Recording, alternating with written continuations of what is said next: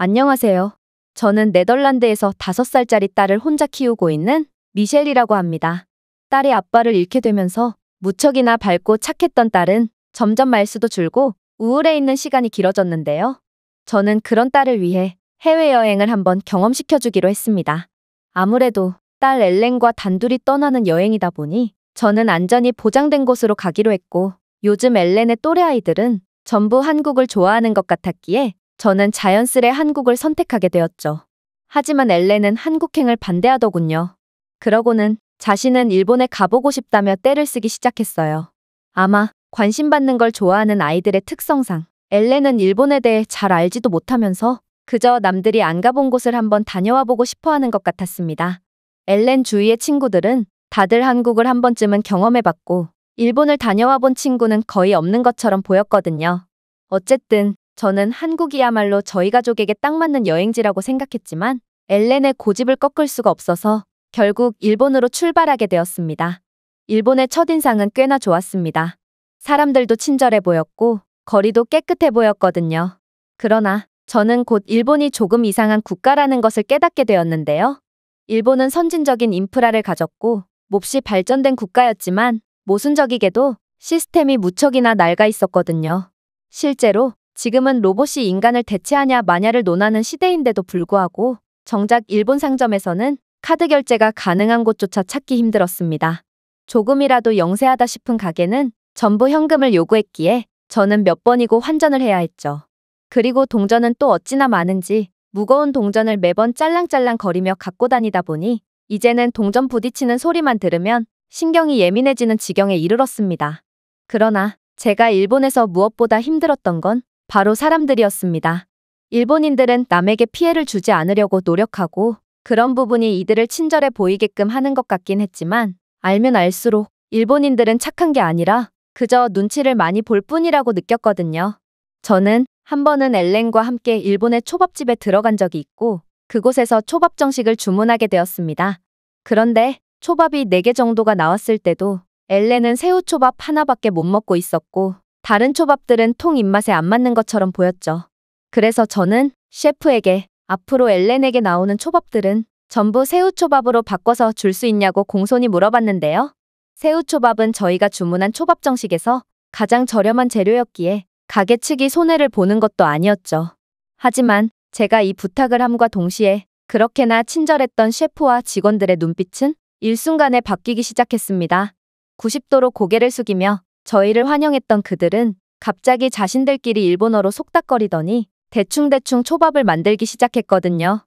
일부러 잘랐는지 꼬리 없는 새우초밥을 준다든지 한 번은 아직 어린아이일 뿐이었던 엘렌에게 고추냉이가 가득 들어있는 새우초밥을 만들어줘서 저는 그들에게 항의를 하기도 했는데요. 하지만 그들은 그저 약 올리는 듯한 재수없는 표정을 지으며 스미마생이라고 건성건성 외칠 뿐이더군요. 저는 그들이 계속해서 저희를 곁눈질하며 자신들끼리 속닥거리자 대체 무슨 말을 하는 건지 궁금해서 번역기 앱을 켜보기도 했는데 그들의 번역된 말을 확인하고 저는 정말 경악을 금치 못하고 말았습니다. 뭐야 저 늙은 과부 너무 민폐잖아. 그냥 주는 대로 먹지 외국인 주제에 쟤까짓 게 뭐라고 이것저것 요구하는 거야? 이들은 겉으로만 친절한 척했지 속은 악마 그 자체였던 것이죠. 저는 너무 화가 나서 번역된 일본어를 그들 앞에 보여줬고 그제야 일본인들은 부끄러운 듯 눈을 내리깔며 얌전해지더군요. 제 주위에는 다른 일본인 손님들도 몇 명 있었는데 어떻게 그들의 말을 알아듣고도 단 한 명도 저희를 도와주는 사람이 없을 수가 있는지 저는 이들의 냉정함과 음습함에 혀를 내둘렀습니다. 그 외에도 네덜란드인이라 키와 체격이 큰 제게는 일본의 대중교통 자리가 꽤나 좁게 느껴졌는데요. 일본인들은 이런 제 옆에 앉기를 꺼려했고 모두가 저를 흘겨보며 기분 나쁜 티를 내더군요. 심지어 엘렌이 목적지까지 얼마나 남았냐고 칭얼댈 때면 일본인들은 하나같이 그저 5살일 뿐인 엘렌을 째려보더라고요. 저희에게 직접 주의를 주는 것도 아닌 조금이라도 소리를 낼 때마다 주변의 모든 일본인들이 일제히 말없이 노려보자 저는 약간의 소름이 돋기도 했습니다. 그리고 아이에게조차 조금의 배려도 없는 일본인들의 모습에 저는 엄청난 실망감이 들기도 했죠. 아직 타인의 감정을 이해하는데 서툰 엘렌이었지만 그런 그녀에게조차 일본인들의 소름 끼치는 눈빛은 충격으로 다가온 모양이었고 숙소에 돌아온 엘렌은 남은 5일간 일본 대신 한국에서 여행하면 안 되겠냐고 조르기 시작하더군요. 솔직히 저 또한 일본에 더 있어봤자 좋은 꼴을 못 볼 거라 생각했기에 그렇게 저희는 일본에서의 남은 일정들을 모두 취소하고 다음날 아침에 눈을 뜨자마자 한국행 비행기를 타게 됐습니다. 물론 제 주변에는 한국을 아예 안 가본 사람은 있어도 한 번만 가본 사람은 없을 정도로 한국은 엄청난 호평을 받는 여행지였습니다. 하지만 이번 일본에서의 경험은 저희 가족으로 하여금 충격을 주기에 충분했고 저는 엘렌에게 또다시 상처를 주고 싶지 않았기에 한국에서는 조금 더 조심하면서 다니기로 했습니다. 그렇게 도착한 한국에서 엘렌은 지난밤의 초밥 사건으로 거의 아무것도 못 먹은 상태였기 때문에 무척이나 배고파했는데요. 그래서 한국에 도착해서 짐을 풀자마자 저희는 식당부터 들르기로 했습니다. 그래도 이왕 온 한국인데 딸에게 근사한 식당에서 제대로 된 음식을 먹이고 싶은 게 엄마의 마음이지만 저는 그날따라 골목길 으슥한 곳에 위치한 엄청나게 허름해 보이는 식당에 눈이 갔는데요. 그렇게 저희는 운명처럼 그 허름한 식당에 들어가게 되었습니다. 그런데 영세한 식당이라 그런지 영어 메뉴가 전혀 없더군요. 그래서 저는 주인 할머니께 번역기를 보여주며 이 식당에서 제일 인기 많은 음식 2개를 달라고 했습니다. 그리고 할머니는 곧 제육볶음과 순두부찌개를 내오셨죠. 저는 한식의 빨간 빛깔을 보고 무척이나 두려워졌지만 막상 먹어본 한식은 짜지도 않고 오히려 달았으며 그렇게 맵지도 않아서 딱 좋았습니다. 하지만 엘렌은 이 음식들을 먹기엔 너무 어렵고 도저히 매워서 못 먹겠다고 하는 거 아니겠어요? 정말 큰일이었습니다. 혹시 음식을 추가 주문하면 일본에서처럼 차별적인 행위를 당하지는 않을까 걱정됐거든요. 저는 그냥 음식을 전부 남기고 다른 음식점으로 갈까도 진지하게 고민했을 만큼 엄청난 스트레스를 받았는데요. 하지만 그 순간 할머니께서 다가오셔서 저희에게 한국어로 뭐라고 말씀하시는 게 아니겠어요? 저는 할머니께서 저희 보고 음식을 빨리 먹지 않고 뭐 하는 거냐며 호통을 치는 줄 알았고 그렇게 겁을 먹고 번역기 앱을 켰습니다.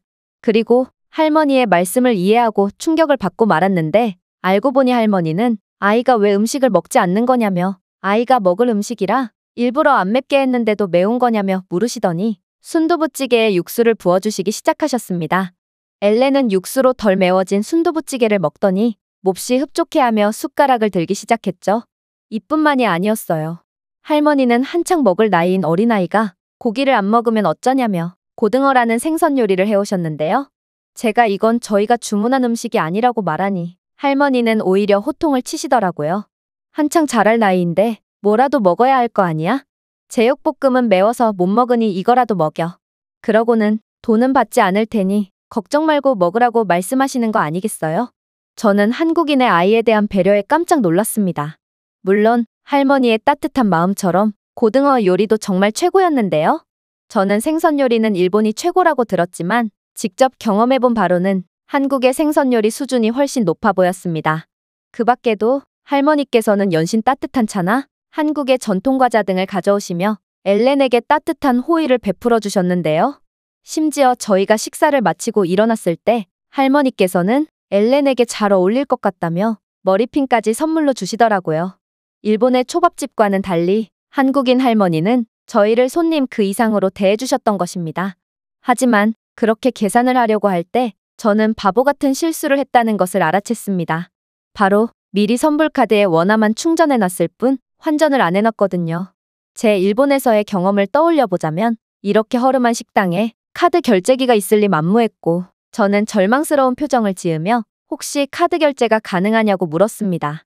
그런데 할머니는 너무도 당연하다는 듯이 그럼 카드로 결제하지 뭘로 결제하냐며 카드뿐만 아니라 QR 결제도 가능하니 원하는 대로 결제하라고 말씀하시는 거 아니겠어요? 한국은 일본과는 달리 선진적인 인프라와 시스템을 동시에 발전시킨 것이었습니다. 그렇게 저는 한국의 따뜻함에 감동을 받은 채로 한국의 궁궐인 경복궁을 보러 지하철로 향했습니다. 한국 지하철은 일본과 정말 닮아 있었는데요. 일본 지하철처럼 사람도 엄청나게 많았고 굉장히 조용했거든요. 그래서 한국도 일본처럼 소리에 무척이나 예민하구나 싶었습니다. 그렇게 몇 정거장을 지나쳤을까 엘렌이 다리가 아프다며 칭얼대더니 갑자기 지하철 바닥에 주저앉아 버리는 거 아니겠어요? 저는 깜짝 놀라서 주변을 살폈는데 역시나 한국인들도 저희를 전부 힐끔힐끔 쳐다보더군요. 그리고 갑자기 어떤 한국인 남성이 일어나서 저희 쪽으로 다가오는 게 아니겠어요? 한국인들은 일본인들과는 달리 직접 지적까지 하러 오는구나 싶어서 눈을 질끈 감던 찰나 저희에게 다가온 한국인 남성은 충격적인 말을 건네더군요. 그는 유창한 영어를 구사하며 아이가 다리가 많이 아픈 것 같은데 자신의 자리에 앉히라고 말하며 기꺼이 자리를 양보해줬거든요. 엘렌은 뭐가 그렇게 신났는지 곧바로 그 남성의 자리에 냉큼 앉았고 저는 너무나도 미안하고 감사한 마음에 그에게 감사 인사를 했습니다. 그런데 그 순간 엘렌의 옆에 앉아있던 중년의 여성도 일어나더니 제 어깨를 잡으며 자리에 앉으라는 듯한 몸짓을 하는 거 아니겠어요? 너무도 갑작스럽게 일어난 상황에 저는 굉장히 당황했습니다. 그리고 주위를 다시 둘러본 결과 한국인들이 저희를 보는 눈빛은 일본인들처럼 혐오와 냉담이 섞인 소름 끼치는 눈빛이 아닌 호기심과 아이에 대한 사랑이 가득한 애정의 눈빛이었다는 것을 알 수 있었습니다.